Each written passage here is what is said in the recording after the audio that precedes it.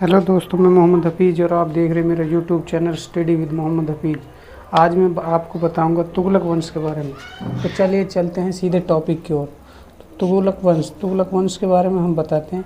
जो तुगलक थे, इनकी जाति तुर्क थी और इब्न बतूता बताते हैं कि ये कर्राना शाखा के थे, यानी तुर्कों के एक कर्राना शाखा थी, उस जाति के थे। ठीक है। तुगलक वंश के संस्थापक जो थे वो गयासुद्दीन तुगलक थे। कौन थे? गयासुद्दीन तुगलक। तुगलक वंश का अंतिम जो शासक था वो नसीरुद्दीन महमूद था। कौन था? नसीरुद्दीन महमूद। जो तुगलक थे ये करोना, तुर्क और मंगोल, ये मिश्रित जनजाति के थे। ठीक है। अगर तुगलकों की बात करें हम, तो तुगलक वंश ये नस्ल का नाम नहीं था, बल्कि ये एक व्यक्तिगत नाम था। गाजी तुगलक के बारे में अगर मैं बताऊं तो गयासुद्दीन तुगलक ने ये उपाधि धारण की थी। उसके बाद जो इसके उत्तराधिकारी हुए वह तुगलक कहलाए। क्या कहलाए? तुगलक कहलाए। मोहम्मद बिन तुगलक ने शासकों की उपाधि धारण की थी, और तुगलक उपाधि उसने धारण नहीं की थी।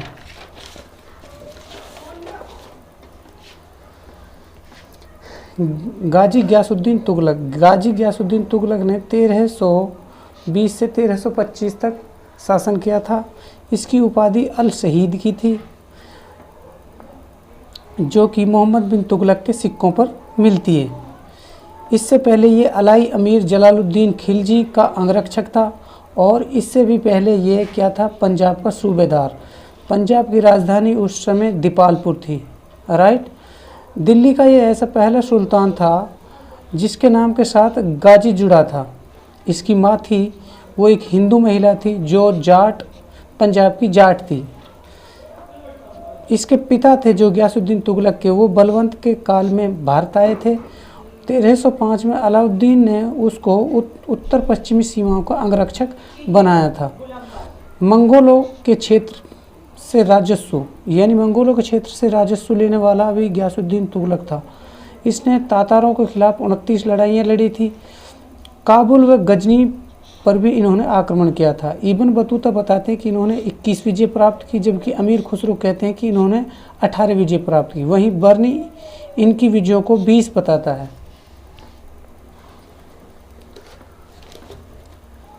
गयासुद्दीन तुगलक तुर्क अमीरों का समर्थन हासिल था, जबकि अलाई अमीरों को ख्वाजा तास का।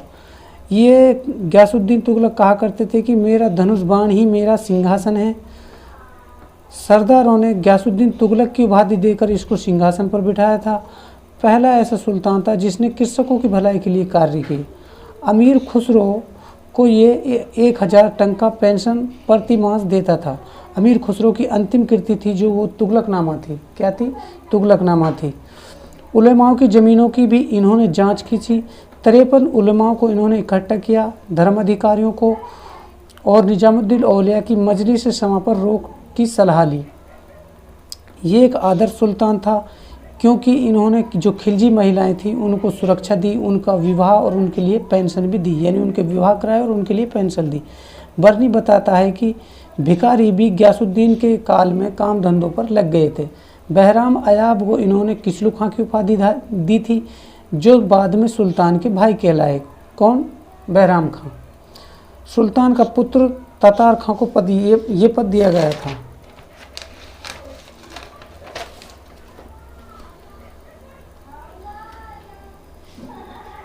गयासुद्दीन ने नीति, बटाई पत्ती और नस्क चलाई। बर्नी, जिसको रस्म म्यान कहते हैं, खूत मुकदम चौधरी के पुराने अधिकारों को इन्होंने लौटा दिया था। लगान के तौर पर ये 1/5 व 1/3 लिया करते थे। ठीक है। जब इन्होंने लगान में वृद्धि की तो वो 1/10 या 1/11% की। खराज में इन्होंने मध्यम मार्ग अपनाया, यानी न तो किसी के साथ कठोरता और न ही ज़्यादा नरमी। इजारेदारी की इन्होंने भर्त्सना की थी, यानी उसकी आलोचना की थी। इन्होंने क्या कहा था कि फालतू यानी फवाजिल को खजाने में जमा कराओ। सड़कें, पुल, नहर को ठीक करवाने वाला ये पहला सुल्तान था। सरकारी खर्च पर ये घोड़ों की देखभाल कराया करता था, और इन्होंने दाग प्रथा भी चालू रखी। सैनिकों के साथ ये बेटों जैसा व्यवहार करता था। उनके लिए एक वेतन रजिस्टर अलग से बनाया जिसको वसीलाते हसम कहा जाता था और उसका ये स्वयं निरीक्षण करता था। खुसरो क्या कहते हैं कि जब ये बंगाल वापसी से लौटा था इन्होंने जो धन बटा हुआ था उसको इन्होंने वापस किया, यानी जो पहले शासक थे जिन्होंने धन बांटा था उसको इन्होंने वापस ले लिया और उसके लिए एक अलग से दफ्तर बनाया फजीलाते हसम। अगर इसके अभियानों की बात करें तो इन्होंने 1321 में तेलंगाना वारंगल पर आक्रमण किया। फरिश्ता बताता है ग्यासुद्दीन के 5 पुत्रों में ज्येष्ठ पुत्र था जूना खां उर्फ उलूग खां, यानी मोहम्मद बिन तुगलक जो बाद में बहुत बड़ा शासक बना, वो इसका उत्तराधिकारी बना। इसी समय तेलंगाना का जो शासक था वो था प्रताप रुद्रदेव। बर्नी बताता है कि युद्ध में अफवाहें फैलाई, किसके द्वारा? उबैदी ने अफवाहें फैलाई कि ग्यासुद्दीन की मृत्यु हो गई है। इब्न बतूता कहते हैं कि इसमें मोहम्मद बिन तुगलक का हाथ था, जो भागकर देवगिरी में जिन्होंने शरण ली थी। किसने? मोहम्मद बिन तुगलक। ग्यासुद्दीन ने वहां पर अटैक करने के लिए एक नई सेना भेजी और तेलंगाना को 9 जिलों में इन्होंने बांट दिया। किसने? ग्यासुद्दीन ने। और जो वारंगल था अब से वो क्या कहलाया? सुल्तानपुर। ठीक है। 1323 में उलूग खां ने मदुरै को दिल्ली में मिला लिया। उलूग खां ने ओडिशा में जाजनगर अभियान किया। वहाँ का शासक कौन था? भानुदेव द्वितीय को दंड देने के लिए। इसका पता किससे चलता है? राज महेंद्री प्रस्ती, जो सितंबर 1324 में उलूग खां को विश्व का खान बताया गया। बंगाल अभियान 1324। बंगाल अभियान 1324 में इन्होंने बंगाल अभियान किया ग्यासुद्दीन तुगलक।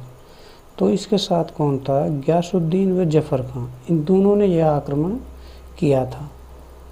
किस किस ने किया था? ग्यासुद्दीन और जफर खां ने।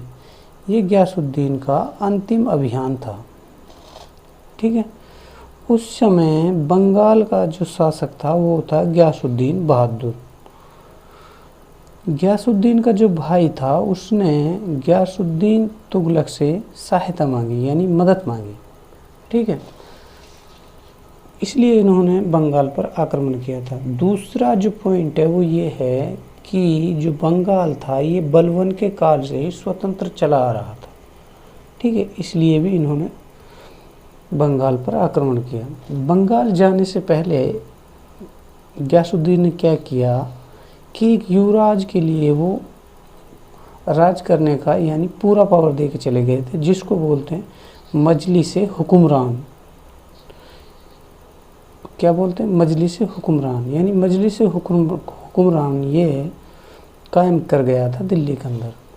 अगर बात करें हम बंगाल की, तो बंगाल को इन्होंने 2 हिस्सों में बांट दिया था। एक तो था उत्तरी बंगाल और दूसरा था दक्षिण बंगाल। राइट। उत्तरी बंगाल का इन्होंने शासक नसरुद्दीन को बना दिया और उसके बाद जो दक्षिण और पूर्वी बंगाल बचा उसको इन्होंने दिल्ली सल्तनत में मिला लिया और वहाँ का सूबेदार इन्होंने बहराम खां को बना दिया, यानी जिसको ततार खां भी कहते हैं। ईसा में क्या कहते हैं कि आते समय इन्होंने तिरहुत यानी मिथिला को भी जीत लिया था और वहाँ का शासक उस समय हर सिंह देव था।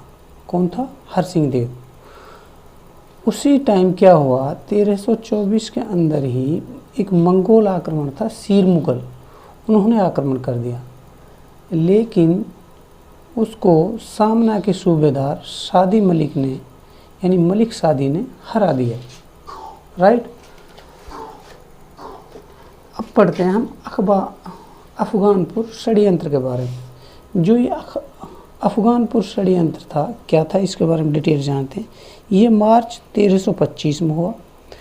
तुगलकाबाद से 8 किलोमीटर दूर अफगानपुर में इसके पुत्र जॉन खान ने अपने पिता के स्वागत के लिए एक महल तैयार करवाया और वो महल लकड़ी का था। यानी स्वागत के लिए किससे तैयार करवाया? मीरे इमारत से, यानी जो राजकीय शिल्पकार होता था, यानी उस समय कौन था वो?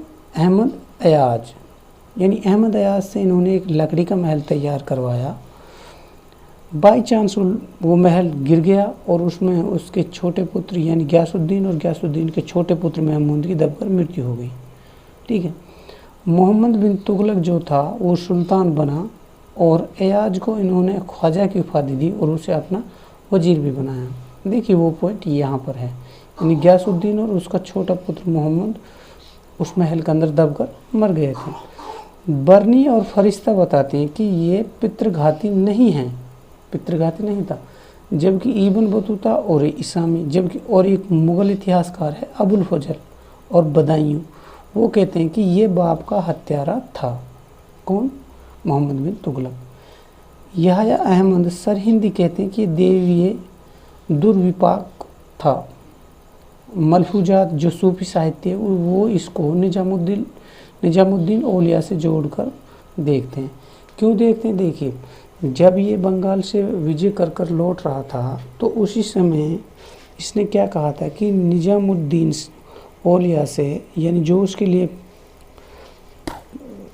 खुसरो शाह या जो पिछले शासक हैं उन्होंने जो पैसा दिया हुआ है उसको मेरे आने से पहले वापसी कर दे। तो इसी के लिए निजामुद्दीन औलिया ने बोला था कि दिल्ली दूरस्त, हुनूस दिल्ली दूरस्त। ठीक है।